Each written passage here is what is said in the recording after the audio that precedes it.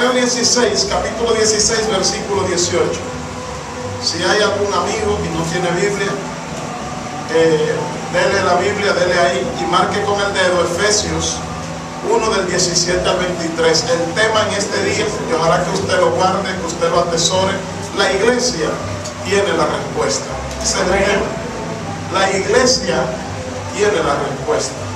Mateo 16, 18, el Señor Jesucristo hablando dice: y yo también te digo que tú eres Pedro, y sobre esta roca, dice Jesús, sobre él mismo, edificaré mi iglesia, y las puertas del infierno no podrán anteponerse. En su Biblia dice: no prevalecerán contra ella. Voy a repetirlo. Y a ti y yo también te digo que tú eres Pedro, y sobre esta roca edificaré mi iglesia, y las puertas del infierno no podrán anteponerse a ella. Efesios 1 del 17 al 23. Dice la palabra: para que el Dios de nuestro Señor Jesucristo, el Padre de gloria, os dé espíritu de sabiduría y de revelación en el conocimiento de Él, alumbrando los ojos de vuestro entendimiento, para que sepáis cuál es la esperanza a que Él os ha llamado. Guarde esa palabra en su corazón: os ha llamado. Y cuáles las riquezas de la gloria de su herencia en los santos, y cuál la supereminente grandeza de su poder para con nosotros los que creemos, según la operación del poder de su fuerza, la cual operó en Cristo, resucitándole de los muertos y sentándole a la derecha en los lugares celestiales, sobre todo principado y autoridad, y poder y señorío, y sobre todo nombre que se nombra, no solo en este siglo, sino también en el venidero. Oiga ahora: y sometió todas las cosas bajo sus pies, y lo dio por cabeza sobre todas las cosas a la iglesia, la cual es su cuerpo, la plenitud de aquel que todo lo llena en todo. Señor, hemos orado, glorifícate, Padre. Cuando Dios crea a Adán y a Eva, recuerde que el tema es: la iglesia tiene la respuesta. Cuando Dios crea a Adán y a Eva, lo estaba creando a usted y a mí en Adán y Eva. Si usted mira en su Biblia, en Génesis 1:27, dice que Dios creó al hombre y a la mujer a imagen y semejanza de Dios. Cuando usted se pregunta qué es la imagen y la semejanza de Dios, la imagen no es otra cosa que cuando Dios hizo a Adán, Él lo hizo del polvo de la tierra, hizo un esqueleto, un muñeco de barro, pero en un determinado momento de la creación de Adán y de Eva, Dios sopló su aliento, entiéndase su espíritu, y le dio vida. De manera que todo ser humano tiene algo que se parece a Dios, tiene la imagen de Dios dentro de sí. Por eso ustedes ven que los delincuentes más grandes, los ateos más grandes, los hombres más crueles, tienen un momento en su vida en que tienen que clamar a Dios por misericordia, porque su espíritu les demanda acercarse a Dios. De manera que tenemos la imagen de Dios. La semejanza de Dios.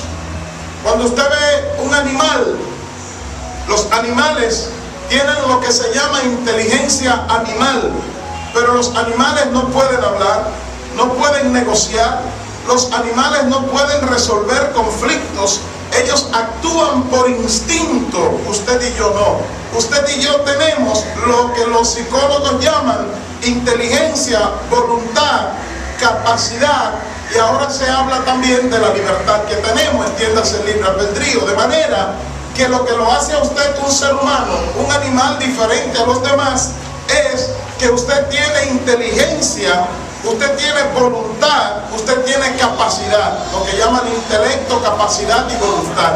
Eso lo hace un ser humano, eso nos hace a semejanza de Dios, porque podemos resolver situaciones que los animales no pueden resolver, podemos crear que los animales no pueden hacer. He sabido de ustedes que cuando Dios crea a Adán y a Eva, estaba creando a la humanidad, y la humanidad se corrompe en Adán y Eva. Y estos, una vez corrompidos, siguen viviendo, pero de manera disfuncional. La palabra disfuncional quiere decir, se usa mucho en terapia familiar, cuando algo sigue funcionando, pero no funciona de manera correcta. Funciona, pero funciona mal. Así que la humanidad siguió funcionando.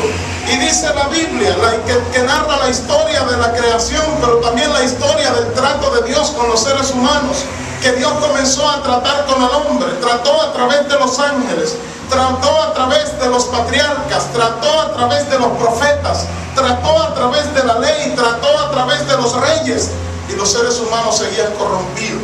Es entonces cuando en una etapa de la eterna existencia de Dios, Dios dice, la única manera de reconciliar al hombre conmigo es si yo desciendo y me le presento a ellos. Pero había un problema: si Dios se le aparece a usted y a mí, quedaríamos fulminados, porque Dios no puede cohabitar con el pecado. La Biblia habla en el libro de los Éxodos, o del Éxodo, que Moisés le pidió a Dios que quería verlo para poder creerle, y Dios hizo lo que se llama en teología una teofanía, o sea, una aparición parcial de Dios, para que Moisés se quedara tranquilo, y supuestamente le enseñó la espalda de Dios. Créame que no era Dios que se estaba manifestando de manera plena, porque hubiese muerto Moisés ahí mismo. Así que esto le crea una situación a Dios, y Dios dice, ¿cómo lo voy a hacer? Bueno, lo hizo de la siguiente manera. Si usted es como yo y acostumbra a tomar nota, y ojalá lo haga, porque usted debe tomar nota de lo que escucha en la palabra de Dios, un lápiz y con qué anotar, y su Biblia, eso nunca debe faltar.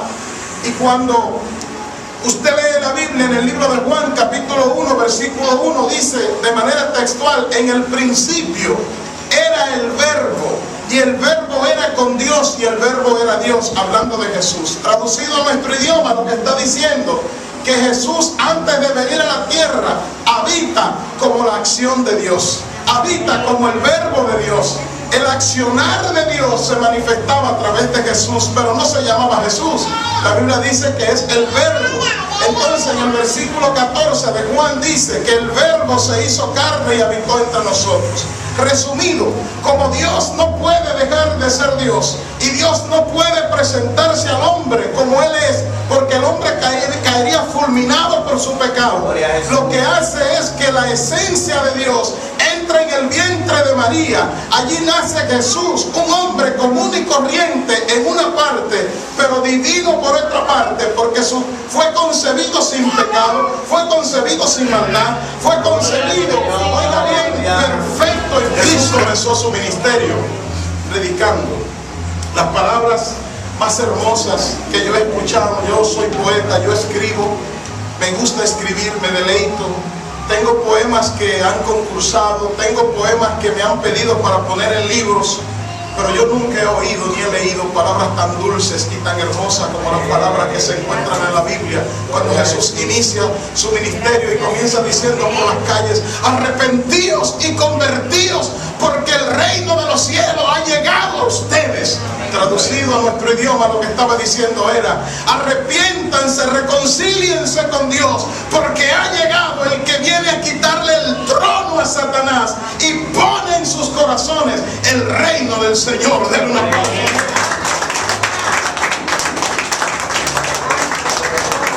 Pero eso no termina ahí. Jesús se sube al monte de los olivos y dice las palabras más impactantes. Un pueblo que estaba subyugado, un pueblo que estaba siendo dominado por los romanos, un pueblo que lo único que tenía era libertad religiosa, porque todo lo demás lo había perdido.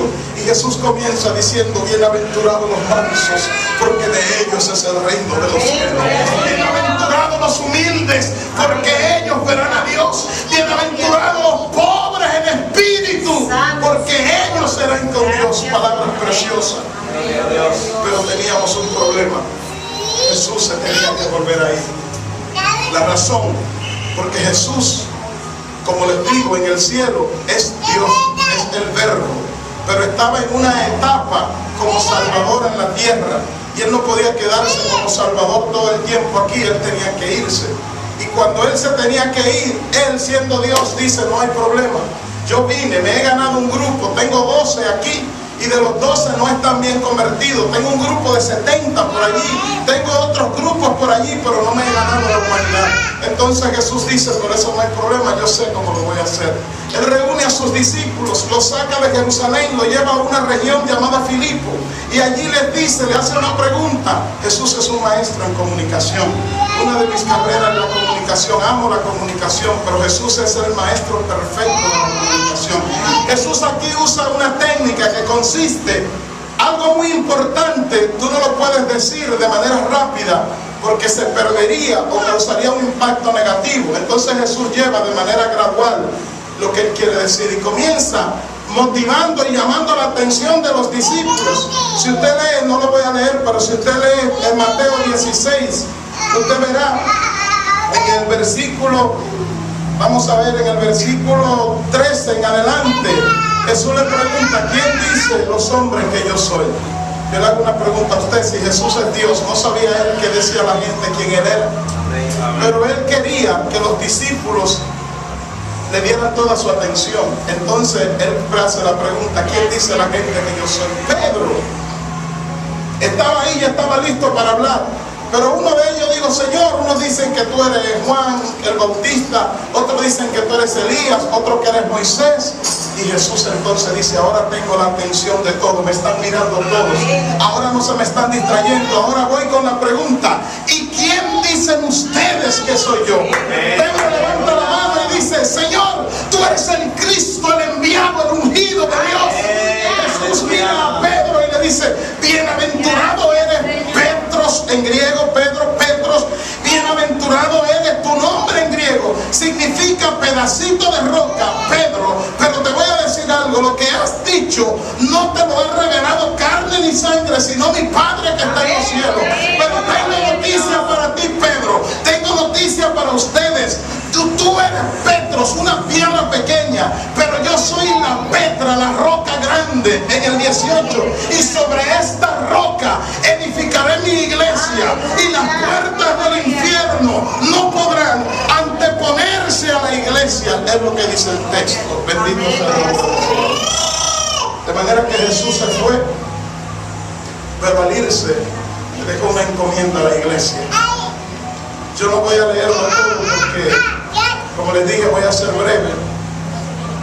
Además de que estoy predicando y orando por la salud en este momento. Pero si usted lee, y ojalá y tenga con qué anotar, en el capítulo 1 de Hechos, capítulo 1, versículo 8, la iglesia reunida. Recuerde que la iglesia tiene su inicio en los discípulos. La palabra iglesia significa llamados. Yo le dije cuando leí Efesios que anoten esa palabra. Llamados de afuera, convocados, llamados por Dios. Eso es lo que es la iglesia, los llamados del mundo. En el capítulo 1, versículo 8 de Hechos, los discípulos se acercan, llega la hora de la verdad. Ya Jesús se iba al cielo y ellos creían que Jesús iba a restaurar el reino en ese entonces. Entonces Jesús mira a los discípulos a Jesús. De repente uno de ellos, quizás Pedro, le dice, Señor, tú te vas y no vas a restaurar el reino a Israel, no nos vas a devolver el reino a Israel antes de irte. Jesús lo mira y le dice, no le toca a ustedes saber los tiempos ni las razones que el Padre puso en su sola potestad, pero le voy a decir algo, ya ustedes son la iglesia, pero ahora se recibirán poder cuando venga sobre ustedes el Espíritu Santo, y me seréis testigo en Jerusalén, en Samaria, en Judea y en Piedra Blanca. De manera que Jesús se fue y dejó a la iglesia, y la iglesia tiene la respuesta. Amén. Gloria a Dios. La Biblia donde leí dice que Jesús es la cabeza, y una cabeza es quien gobierna. No hay que ser muy teólogo ni muy profundo para saber que la iglesia hace años que viene operando herida de muerte. Yo les voy a compartir en este día desde cuándo la iglesia fue herida.